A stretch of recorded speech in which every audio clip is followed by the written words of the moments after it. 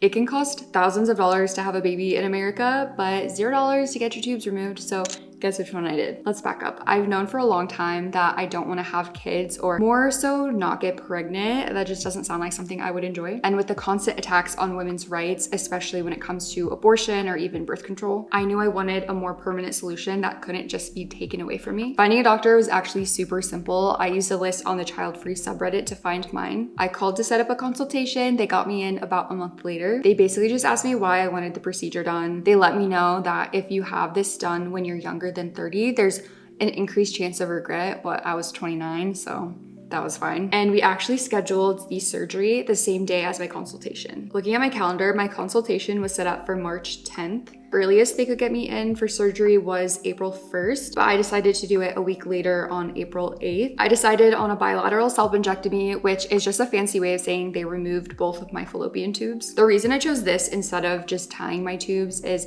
they were already gonna be in there, and when you remove your fallopian tubes, your risk of ovarian cancer decreases. So I was like, I might as well just get rid of them. And a perk of this surgery is they get to kind of examine all around, also diagnose you for endometriosis, which I had a feeling I had, and it turned out to be true. So I'm gonna follow up with my surgeon on what the next steps are for my diagnosis. If you have insurance that is ACA compliant, this should be 100% covered. No deductible or anything. I will say my anesthesiologist was not part of the network, or she doesn't bill to insurance or something. So I did have to pay her $300, but that was the entire cost of my surgery. My recovery has honestly been super easy so far. I didn't take pain medication after the first day. You do get super bloated and have some spotting, so I definitely recommend Gas X, period underwear, and getting some snacks that help your bowels get moving is also a plus. I feel so much safer in my body now knowing that the choice is mine, what happens to me. I know this is an option a lot of people have been weighing, so